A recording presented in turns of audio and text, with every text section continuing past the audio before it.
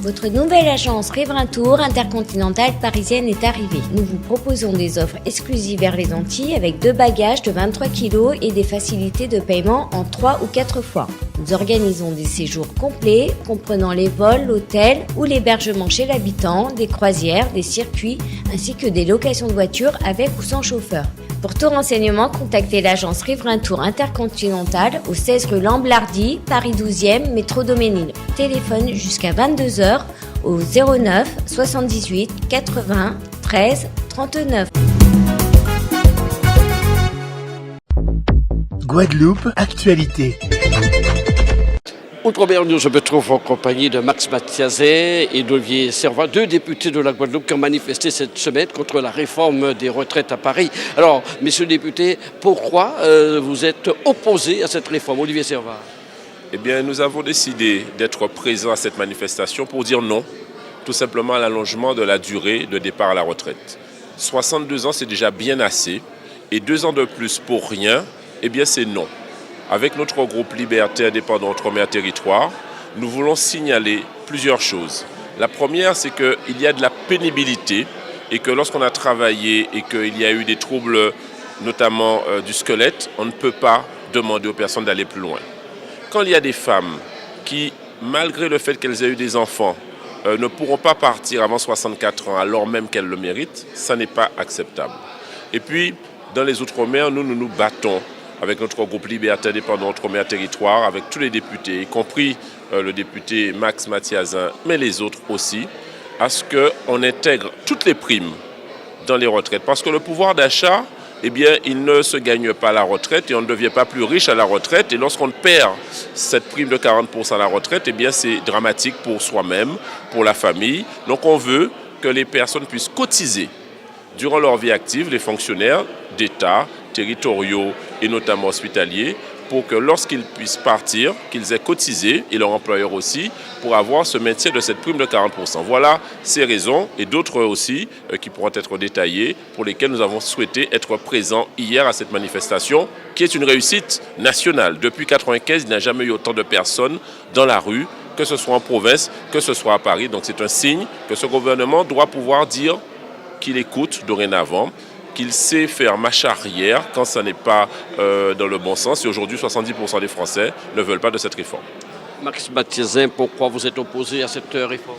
Pour les mêmes raisons évoquées par Olivier, nous sommes des pays, je dirais, pays ultramarins. Et nous savons très bien que dans les Outre-mer, les choses sont encore beaucoup plus difficiles. Vous avez un taux de chômage qui avoisine par exemple les 30% dans certaines régions ou départements, collectivités d'outre-mer. Vous savez également que le chômage est quelque chose qui induit des carrières beaucoup plus courtes. Et donc les gens sont obligés de travailler souvent plus longtemps et ont des retraites extrêmement faibles. Donc pour toutes les raisons évoquées par Olivier, mais aussi parce que je voudrais qu'il y ait une revalorisation de la retraite des agriculteurs, des petits agriculteurs de chez nous, parce que les retraites est également indexées sur la superficie de l'exploitation. Et vous savez que chez nous, ce sont des toutes petites exploitations, des latifundia, si je puis dire. Et puis, il y a également la retraite des indépendants. Et tout ceci, parce qu'ils gagnent beaucoup, ils gagnent peu dans un marché, ils travaillent beaucoup, gagnent peu sur un marché qui est réduit. Par conséquent, c'est la raison pour laquelle je suis allé manifester. Et je manifeste contre l'iniquité, parce que tous les efforts jusqu'à présent qui ont été demandés par le gouvernement, la majorité d'Emmanuel Macron, eh bien, ce sont des efforts demandés aux plus faibles, aux plus défavorisés, aux classes dépourvues, mais également aux classes moyennes, voire moyennes inférieures. Donc j'aurais bien aimé un jour que Emmanuel Macron fasse plaisir aux plus humbles d'entre nous en disant « j'ai pris une mesure en faveur des étudiants, j'ai pris une belle mesure en faveur, par exemple, de la continuité territoriale, j'ai pris une mesure pour la restructuration de l'économie des économies des collectivités territoriales d'outre-mer, par exemple. » Donc pour toutes ces raisons évoquées par Olivier, pour une raison que je qualifierais presque nationale, mais pour des raisons qui me sont chères et qui sont des raisons, je dirais, locales, nous devions d'aller manifester. De mobilisation semaine prochaine, vous siégez à l'Assemblée nationale.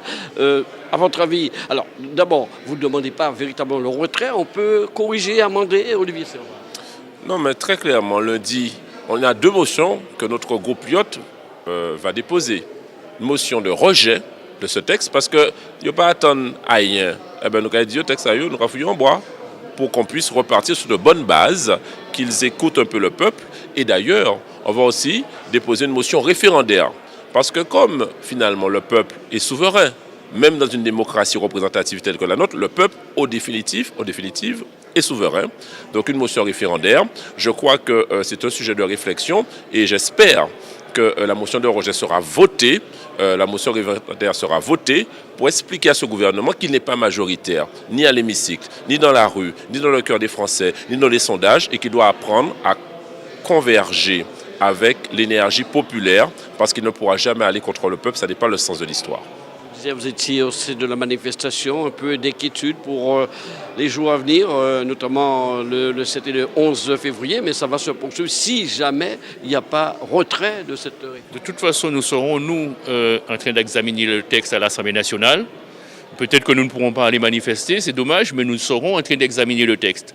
Et au nom de notre groupe, Lyot, Liberté, Indépendants, Outre-mer et Territoire, j'aurai l'honneur de présenter justement cette motion de rejet, voire la motion référendaire. Ça veut dire que nous réclamons un référendum sur la question de la retraite.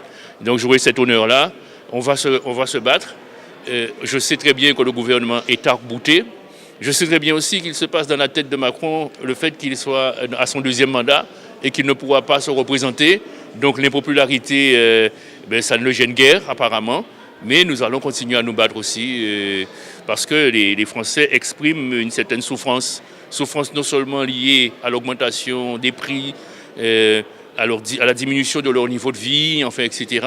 Mais souffrance quant à l'avenir, non seulement pour eux, mais pour leurs enfants. Louis Servat, Max Mathiazé, merci pour cette réaction. On l'a compris, vous êtes opposé à cette réforme de la retraite du gouvernement. Merci à vous. Merci. Outremernews.fr, le site de l'actualité Outre-mer, 24 heures sur 24 et 7 jours sur 7. Retrouvez la chaîne Outremer News sur YouTube.